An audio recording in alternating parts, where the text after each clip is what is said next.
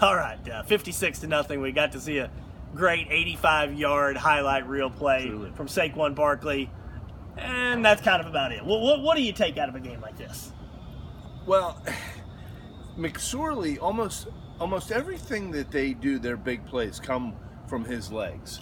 Starting in and out of the pocket, keeping his head up, the 85-yard drive, the pass he threw to Gesicki to get him out of the hole.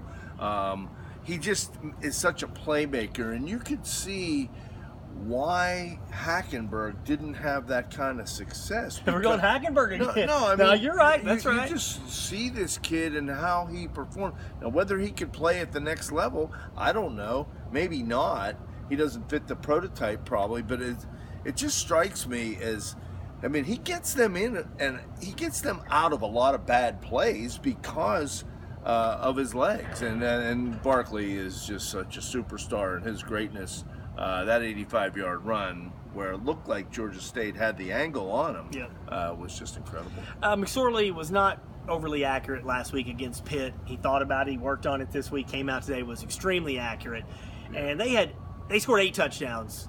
8 different guys scored a touchdown. Yeah. That's where Penn State is dangerous because Georgia State took away Saquon Barkley on the ground. 10 carries for 47 yards, and 33 of those were on 1 carry. They took it away and still got beat. Now, Georgia State doesn't have enough talent, but it just goes to show Penn State has so many weapons. You want to pick your poison and sell out to stop Saquon Barkley, they can still beat you in a lot of other ways. Well, what's concerning me about Penn State is even though they've only allowed 14 points all year, is their defense is allowing teams to keep the ball a long time. And I think that when they get in against Michigan, we'll see this week at Iowa, some of these bigger physical teams that can block the edges against Penn State and keep the ball and keep Barkley off the field. I don't know how this is going to translate to our video. All right, good. This is the first time ever. Yeah, I think that's a concern. Yeah, that's what you find yourself doing against this kind of opponent is nitpicking, and sure, it was 52-0 against Akron. Akron's not very good. 56.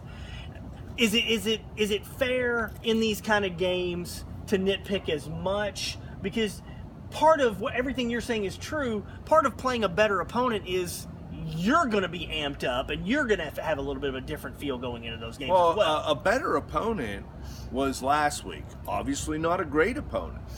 That was not a domination. I mean, this team, I think, if McSorley hits 4 more passes, they score 50 points, and it was a dominant. And it was always on McSorley missing balls.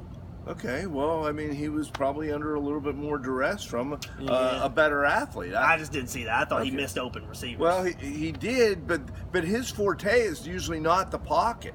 That's what I'm saying. He usually when he scrambles around and makes something happen and dumps it to Barkley or goes across the field, that's when a lot of these big plays are happening. I think this team is to be measured on its potential and on last year, the fact that they were a Big Ten champion and that aspires to the college football playoff. So when I look at them, I'm comparing them to the rest of the top 5. And I see Oklahoma State go in and just clock But Pitt USC today. barely beats Texas in double overtime. Right. And maybe the Pac-10 or the Pac-12 isn't quite as good. Here's either. the key question. They played 2 bad teams and Pitt, which may not be very good. Did they get enough out of their non-conference to be prepared for the Big Ten? I still have I have questions. I mean, in terms of their ability to get off the field on 3rd down and to establish a consistent running game. James Franklin said that afterwards. Their special teams have been excellent. They forced some turnovers today, and they come at you in waves defensively.